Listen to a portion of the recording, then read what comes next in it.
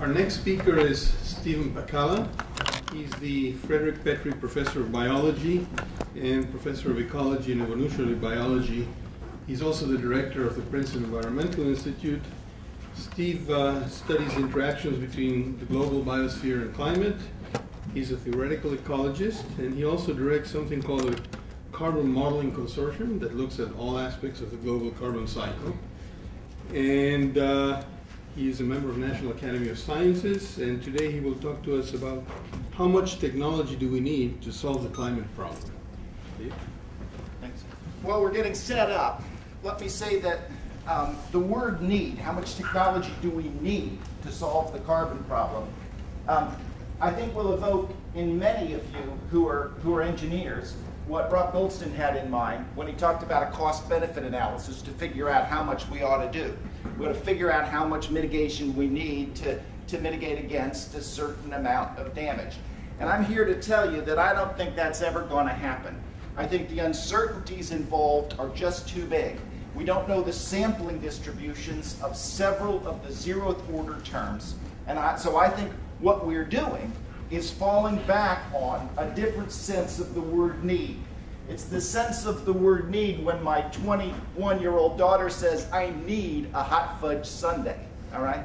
The point is, we're using an emotional algorithm that comes from our evolutionary history. I think it's great that we just had a talk about animal behavior to figure out what we ought to do as a society. I want to comment on where I think that's going.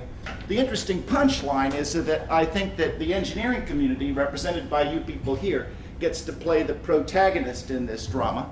The only thing that remains is to determine whether or not you end up as Galahad or Don Quixote. I'm hoping for Galahad, as one who has tilted at many windmills. All right, now we heard a question before about where the evidence about global warming comes from, and the question was about doesn't it depend on the models that are highly uncertain, and the facts are that evidence about global warming sits on three different pieces of evidence, all of which are mutually supporting and point in the same direction. On the first hand, we have historical records that are consistent with the view that the planet's climate is changing in response to CO2 being put into the atmosphere. There are increases in temperature, global mean temperature here, rising about 1 degree since 1900. There are increases in sea level due to thermal expansion of water as the temperature rises, and also to melting ice. There are changes in the northern hemisphere snow cover. There are changes in ice cover. Tropical glaciers, some of which are 25,000 years old at their base, are all disappearing and will probably disappear in at least the youngest people's here lifetimes.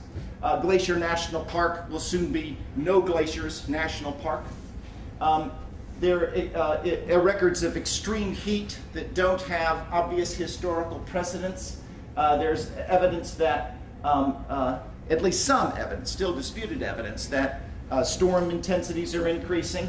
And there's also absolutely undisputed evidence that ocean acidity is increasing. The reason I have that one in red is simply to remind me to tell you that even if we geoengineer our way around the temperature problem, the CO2 in the atmosphere has direct effects on the oceans. And you can't easily geoengineer your way around changes in ocean acidity.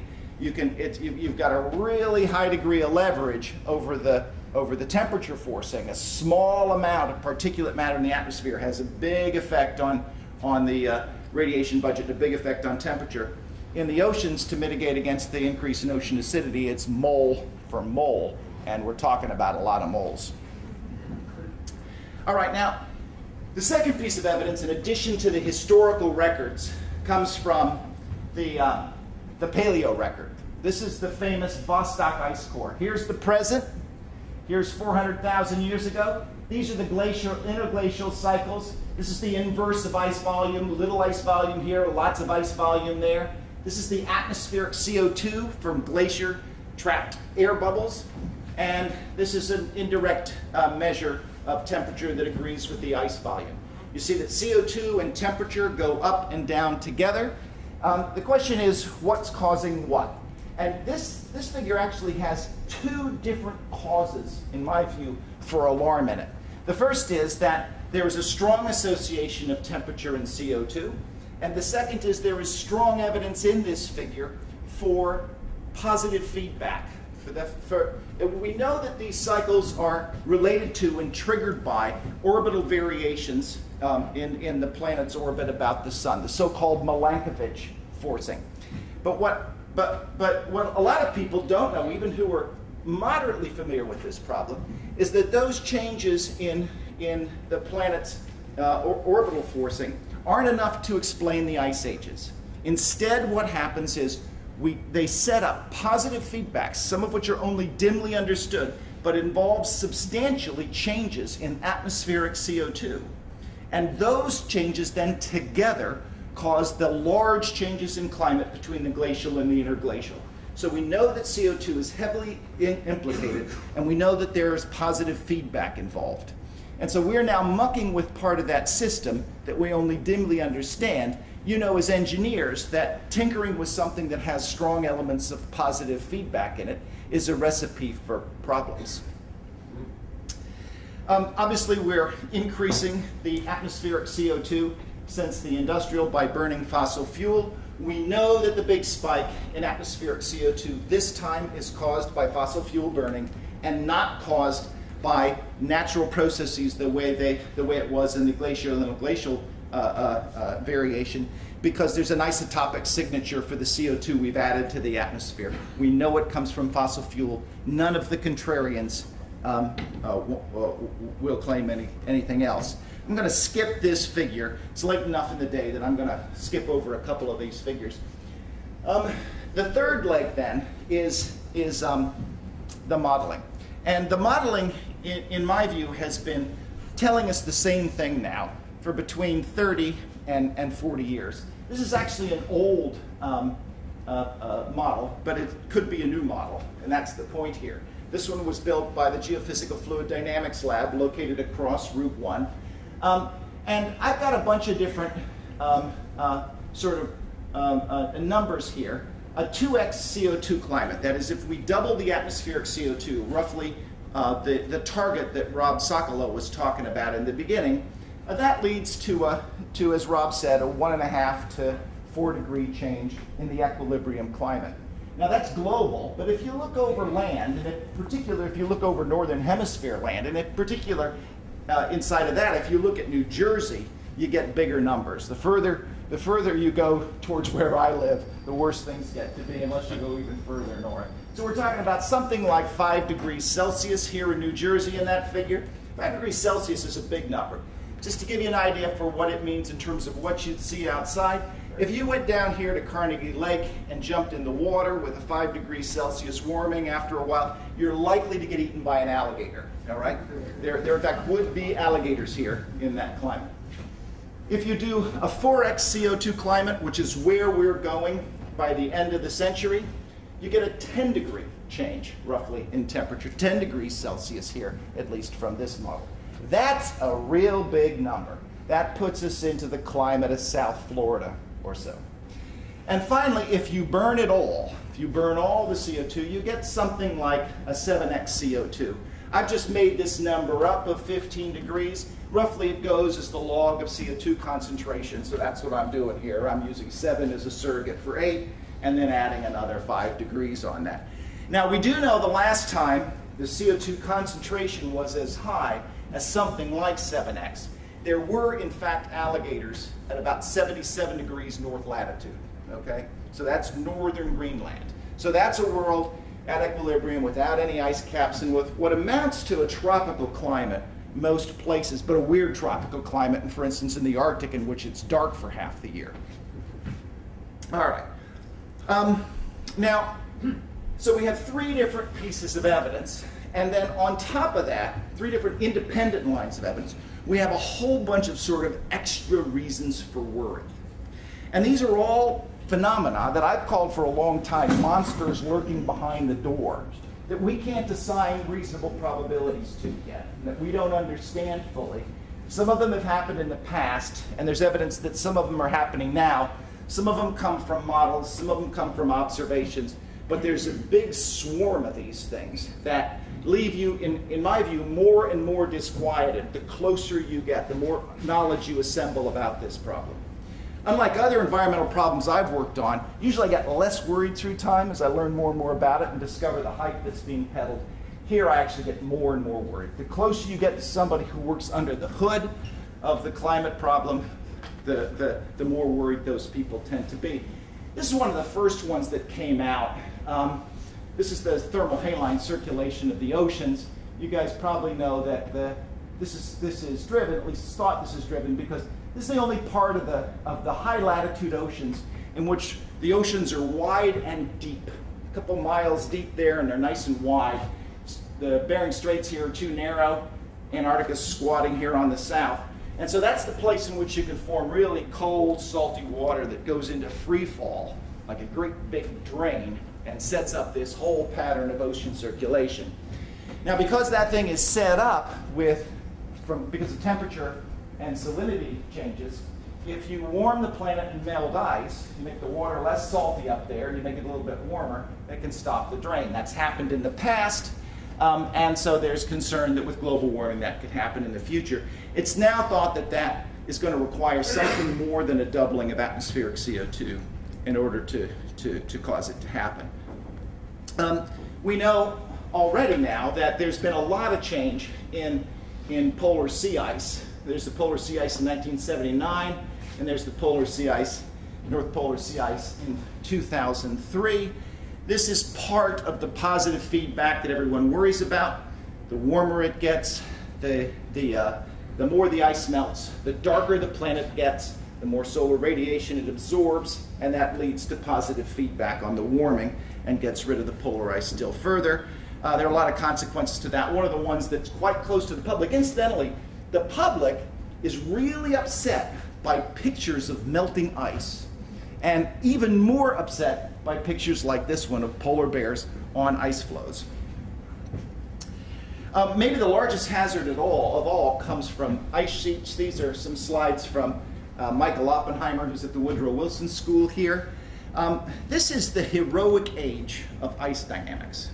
We haven't understood, the scientific community has not understood how continental ice sheets work and move. And this is now the era in which all of a sudden there's attention being riveted upon it, and the results are coming out. People are starting to understand how things work. The fear here is that, for instance, the West Antarctic ice sheet might fall into the sea. This is fall in geologic terms. It might take a century or a millennium, all right?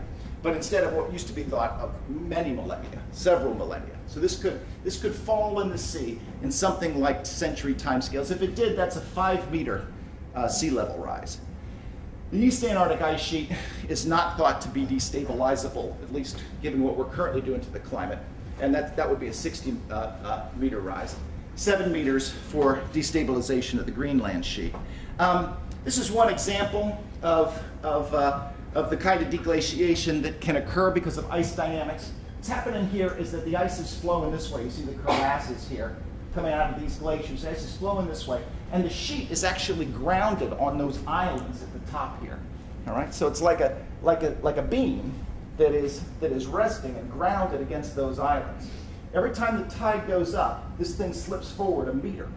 All right, 100 kilometers in from the edge. And then when the tide goes down, it grounds again. Well, as you can see here, it's getting eroded in. This got too thin and melted and too brittle, and then one day it all just fell apart.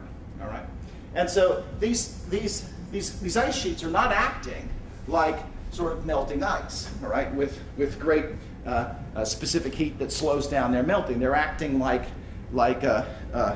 badly designed buildings. If the Antarctic ice sheet, the West Antarctic ice sheet, or the Greenland ice sheet goes, Florida turns from that into that.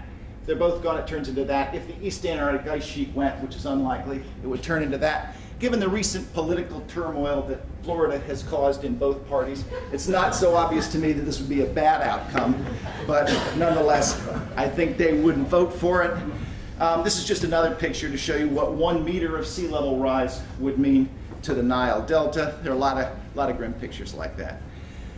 There is some evidence that is still controversial that tropical cyclones have increased in intensity. This is Hurricane Katrina, which is now headed for New Orleans right here. You won't get anybody to say that Hurricane Katrina was caused by global warming, but you'll also get a lot of people who work on hurricanes, including Carrie Emanuel, to say in private that it looks like that storm was souped up by a blob of hot water that was really unusual sitting in the Gulf. If you run models of hurricanes and under CO2, this one from Tom Knutson and company, also at GFDL, got the pressure of a hurricane here, so this is a strong hurricane and this is a weak one. Here's a distribution with current CO2. Here's a distribution at high CO2, at doubled CO2. And obviously there's a shift towards lower pressures and more intense hurricanes. So it's the sort of thing that you might predict, and that there is some evidence is now being observed. When I look at this, I think there are all kinds of things about it I don't understand. And when I talk to people like Tom Knutson or Carrie Emanuel about it, they say, well, they don't understand it either, and they don't want to talk about it. One of the things I think is really interesting is that this curve isn't kind of leaning over and keeping the thickness of this tail the same. Rather, it looks like a mean shift, where the thickness of this tail is growing by a lot. You see that? A huge factor. And of course, it's this tail we're worried about. We're worried about storms that exceed the design constraints of engineering structures that we've built. All right? So it's that intense end, the extreme value statistics, that worries me. And that's something we just have a very, very limited ability to investigate. This is from the IPCC, but it's after a study by Chris Milley and company that came out in Nature. This is a forecast for water availability and food production as a consequence of business as usual CO2 emissions around 2050. I'd like to point your attention to this region here. We get the Middle East and North Africa suffering a large decline in water availability. And of course, all that region needs is another reason to be politically unstable. This study is done by Isaac Held, who's sitting in the audience here in company. You can ask him about it if you want. What this shows is the Sahel drought, black line here, rainfall during the latter part of the 20th century. And the Sahel drought was a big deal. It depends on how you count who got killed by it, but lots of people got killed, like 1 million or maybe even 10 million. A huge number of people hurt by this drought. Now, the thing is that the current coupled model they have at GFDL predicts this drought. There's model results and there's data. Predicts this drought, and also forecasts that it will continue in the future. And you can dissect in the model and say, well, what causes the drought, at least in the model? And the answer is fossil fuel burning caused the drought in the model. All right. Now, from aerosols as well as CO2. These are heat-related deaths in Europe in 2003. There were about 35,000 people that died with heat-related deaths in Europe in 2003. There's a paper that's was published in Nature that looks for the last time that there was a heat event this extreme in Europe, and they were able to say, I mean, all these analyses are difficult. Their conclusion was there hadn't been something at least for 500 years, back to the early 16th century. Also, if you look at the median of the climate model forecasts in the IPCC, this summer is the average summer in 2040 under business as usual CO2 burn. All right. Now, obviously, the Europeans would adapt to this kind of heat, but nonetheless, this is another thing that triggers people's internal evolutionary risk algorithms. When you look in the IPCC for the kind of cost-benefit analysis that Rob Goldston wanted to talk about, there are some in there, but I don't think any of them pass the laugh test. And what tends to get quoted is something like this that gets argued over. What gets argued over is a bunch of colors where different kinds of risks for different temperatures, so there's 2 degrees, 3 degrees, 4 degrees, 5 degrees, different categories of risk become more or less likely. Then you sit around and feel bad about it. There are all kinds of studies, all kinds of graphics like this, but I actually do believe that the overall conclusion of the scientific community who works on this sort of thing is that extra CO2 in the atmosphere is simply dangerous. We don't know exactly how dangerous, but we have a feeling, and there's quite a bit of evidence, that if it went on for a long time, it could get real dangerous indeed. And that there's a risk of severe danger even now. And certainly if we keep going for another several decades the way we are. But again, I want to emphasize the uncertainties are absolutely enormous. So here's another figure from the IPCC. Shows today, it shows a forecast for ranges of warming. This is 6 degrees and that's 0.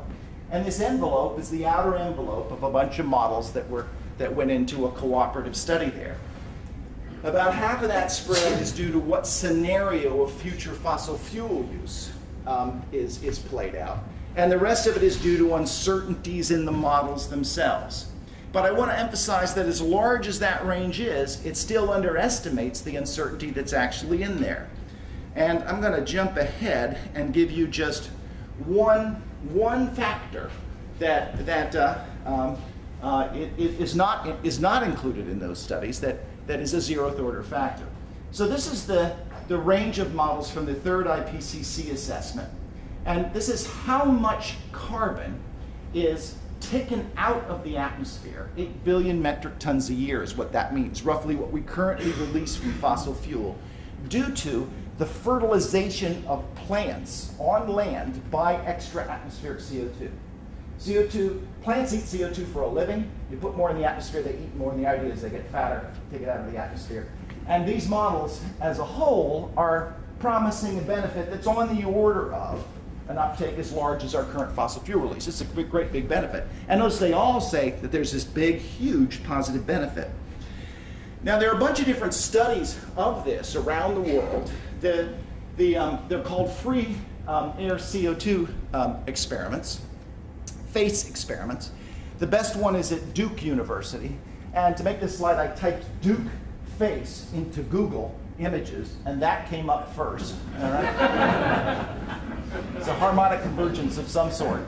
That's the second image, the Duke FACE experiment. There have been a whole bunch of these FACE experiments, and the problem is that the results are equivocal. And I'm going to jump over the data slides and simply tell you that sometimes you get the expected CO2 fertilization response, and sometimes you don't. And the one case in which you really don't is where somebody has actually done this in a big, mature forest, which is the hardest place to do it. To control the CO2, miles of clear tubing and all kinds of things. And there's a reason why it doesn't. Plants run out of other things. They run out of nitrogen and phosphorus, and they don't care if they've got the extra carbon, all right? And so it's not clear whether or not this benefit is going to be delivered at all. And stabilizing emissions at the kind of target that Rob Sokolow talked about in the first talk, is literally twice as hard if this CO2 fertilization benefit doesn't get delivered.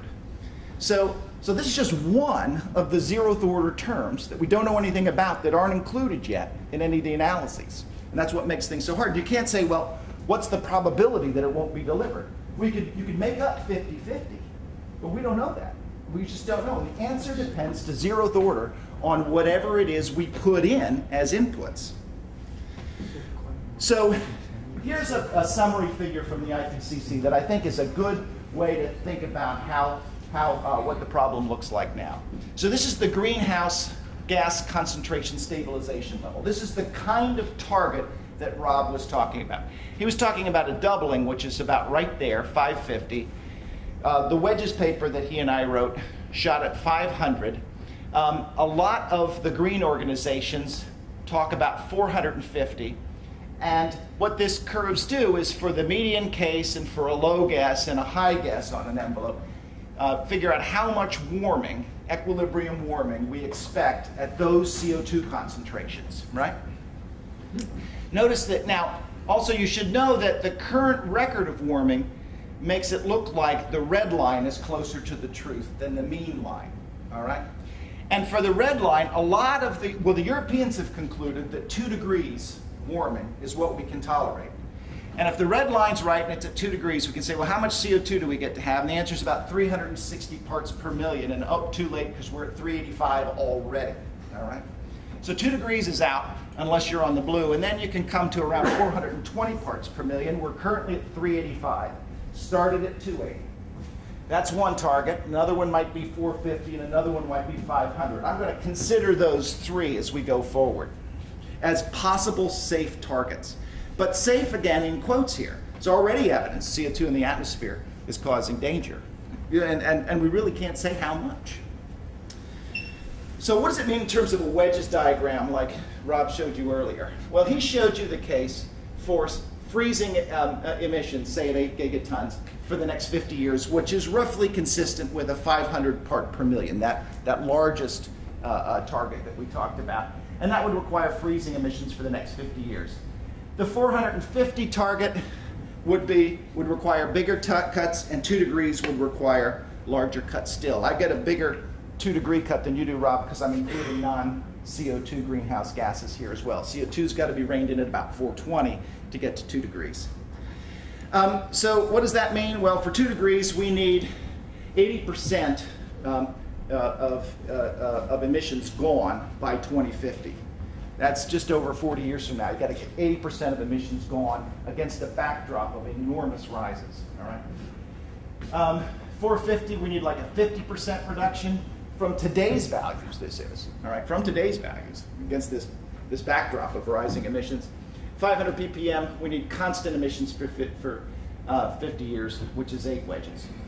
But it's important to understand also that our analyses, and all analyses that I know of like this, are predicated on the idea that the future will be close to the past and that emissions will continue to rise at 1% or 2% per year for the next 50 years or so. There's some extreme scenarios that people thought were just extreme.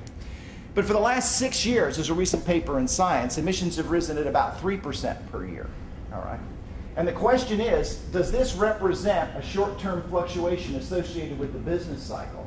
We've had a global expansion for 6 years. Or in fact, does this represent a phase change in the system caused by the emergence of China and then after that India? If it's the latter, then we're in trouble. All right? So this number, instead of being 8, is much, much larger, maybe as large as 15 or 16. If it's the former, well then this is right. So it's what to hope for in the next recession. Okay, so Rob and I, I'm going to skip that one too. This is one last piece of evidence before I get to summing up. Now what this figure does is it says, let's rank everybody in the world in terms of their emissions.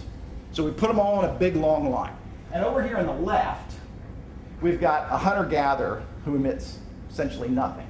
And over here on the right, we've got the Sultan of Brunei and the King of Saudi Arabia and Al Gore all standing there together over here. I should say, with respect to Al Gore, that of all of you, I came this morning from Palo Alto, so if we're going to make just today's emissions, I've got the highest emissions in the room, all right? But we're all guilty. We're all laying over here in the top 500 million people or so, all right? Now this curve is the cumulative emissions of those 500 million people, and this is work, I should say, with Rob Sokolow and 3 very, very talented young people. Shoaib, pronounce the last name. Chakravarti, I can never do that. Have actually done this work. The important thing is this is cumulative emissions. How do you read this thing?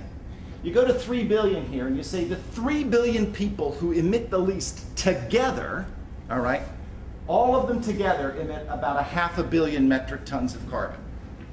And to get to the full global emissions, you've got to go to all 6.25 billion people. So it's just a cumulative emissions curve. The interesting thing here is that if you wanted to cut emissions, the top 500, roughly 500 million people, maybe 600 million or so, the top 500 million people emit half of the emissions. And if you ask, who are these people? The answer is they're the rich. They're people who make a lot more than the average American makes. This is a problem of the rich. The poor can't afford air conditioners and airplane trips to Palo Alto, okay? So this is a problem of all of us. And so it really is a problem where the rich, just because of the polluter's pays principle, are going to have to do a lot more than the poor. And the important point there is that when we look at American society, the picture is much harder than the global story I've just shown you, because we're the rich ones that are doing all the emissions. Okay. So if I summarize, this is the summary of a large amount of work, a whole body of literature, and we can argue about it if you don't like the qualitative conclusions. To limit climate change to 2 degrees, I think what we need is about an 80% emissions reduction worldwide by 2050, and that means radical decarbonization of both rich and poor countries. Those poor people, even though they don't emit very much, if you want to get rid of 80% of it, the poor have to pay too. There's an inevitable trade-off here between how much the poor pay and how hot the planet gets, all right? And that needs to be considered front and center. For 450 parts per million, we need a 50% reduction from today's levels worldwide by 2050. That still means a radical decarbonization of the rich, but probably only a moderate decarbonization of the poor.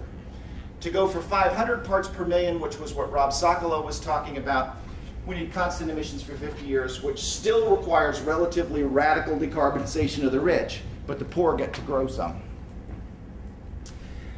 So if safe is less than 2.5 degrees, there's less than 2 degrees Celsius, I submit we lack the technology that we need. And that if I take the evidence as a whole, it's probably already too late. All right. If safe is 450 parts per million, then we may have the technology, but we're getting into the territory where the poor have to pay, or we have to envision massive transfers of capital from the rich to the poor that have never happened in historic time. If safe is 500 parts per million, then we have the technology and only the rich must pay.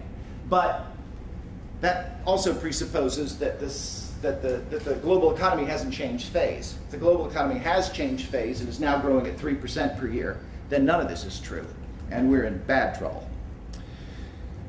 So what does this mean for the US? So can we afford the US climate bills? And I actually mean 2 different uses of the word bills here.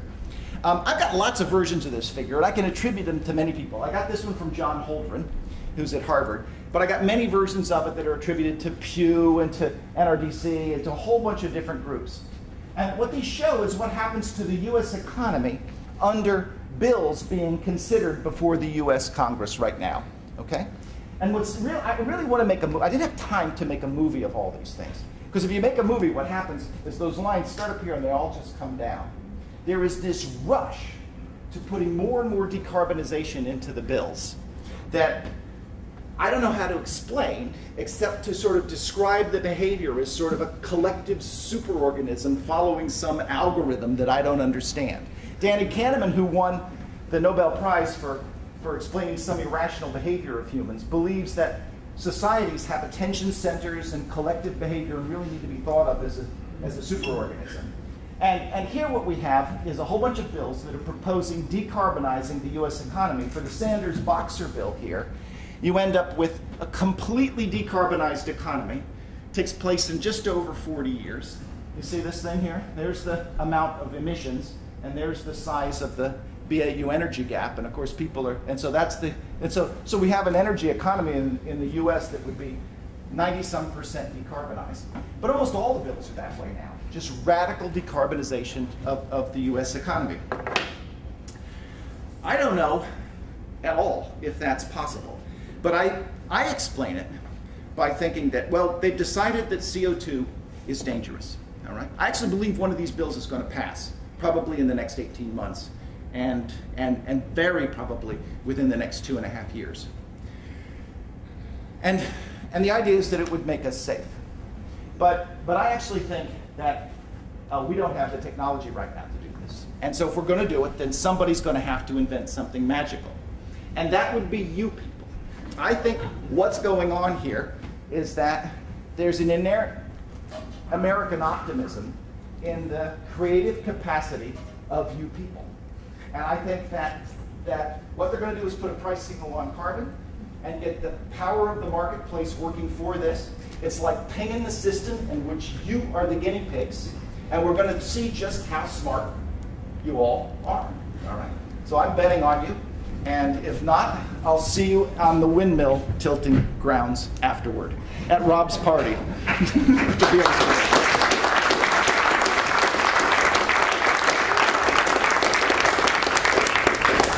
You never mentioned, I don't think you did, the variability of the sun. We know the sun goes through cycles, the famous 11-year sunspot cycle. And we know that the little ice age, 400 years ago, was a period where 2 cycles were missed, no sunspots. And that induced a lot of suffering in the world from climate change. How do you know the Vostok ice cores aren't due to some other known cycles of the sun yet? Well, there are many unknown things. This is the question about how do we know that all the temperature change just isn't due to solar variability? Not all, but some. But some is, all right? There's a lot known about solar variability and about the relationship between radiation inputs and temperature. There are lots and lots of people who spend their lives doing just this. Fred Singer, who some of you may know, has spent his most recent incarnation is to talk about this as the driver of atmospheric CO2. Let me just say that the solar forcing that comes from the sunspot cycle is not large enough to control this. Moreover, there is absolutely no known mechanism that would lead to the glacial interglacial cycle that caused by changes in solar activity. And in fact, the glacial interglacial cycle lines up perfectly with the Milankovitch forcing. So we do know what the trigger is there.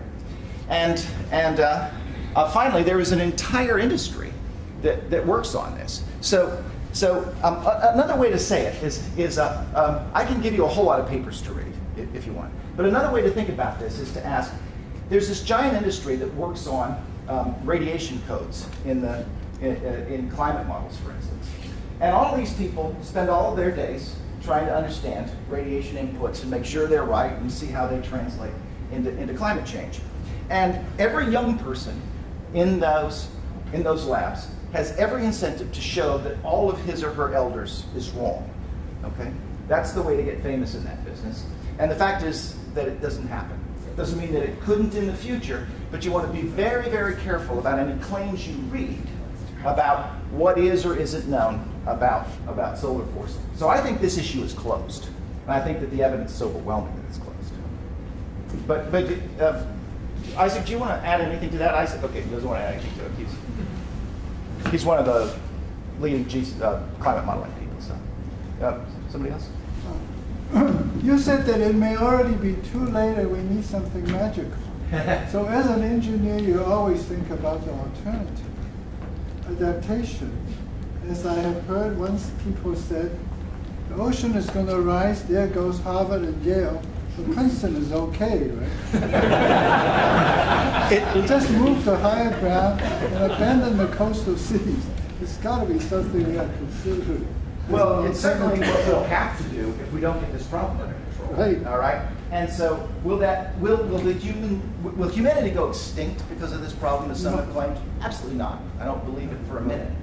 Would we lose the grand legacy in all of our coastal cities, like burning down all the art museums of the world at once by an act of neglect? Then yeah, I think we would. We'll move them to Canada. Are we gonna suffer a massive extinction of the biota that people care about? Yeah, the answer is yes. Is there a danger for something really calamitous? All right. You talk to people like Richard Alley, who's one of the most prominent people in this area. Say, what do you worry about, Richard? He thinks there's a chance the tropics might become uninhabitable. He actually believes this. You burn all the fossil fuels sometime at the end of the century. So I think there's a chance something terrible would happen. I don't think the species would go extinct, but it would be sort of, well, it would be a crime, in my view, against humanity. Right, I had a recent trip to Holland, talking to the people at Delft. They say, we know what to do in Holland. Tell us it's 50 feet more, we'll build dams that are 50 feet or more high. Just give us more employment at Holland. We are okay. So if you think there is certain designated city has got to be safe, it says we will be in business. Well, I think there'll be a lot of work for engineers if we have to build 50-foot dikes all the way around all the coastlines. I have a son who works with those people from Delta, and he said don't live on the coastline. Well, I mean, one of the hottest sellers right now of houses that float in Holland. All You right, sell as a hedge. technology, but you don't live there yourself. No. That's the best deal. Rob? I think I've demonstrated that there's a complete agreement between ecologists and technologists that economics is a bad way to think about things by my previous question. So I might as well keep going. Which is that when Nick Stern was here, he talked about this 80% reduction in US emissions. But when I went and asked him afterwards, he said, of course you wouldn't do that. What you would do is get the equivalent of 80% reduction, because by buying or creating reductions elsewhere in the world. The 20% down towards zero is really insanely expensive, whereas the 20% when you're just going crazy and you bring it down and you do the low-hanging fruit somewhere else makes a lot of sense. There is a huge mess of how you make this clean development mechanism work, but I think that's got to be part of the puzzle here. It is, but if you talk about 80% reductions worldwide, Yeah, then there we is can't somewhere. all send, yeah, that's right, we can't all sell offsets to one another. Right, I understand. Yeah. The place is less. And it's precisely because of that I think that something like 500 ppm is achievable, but 2%. Shall we do two more questions? Steve, two comments.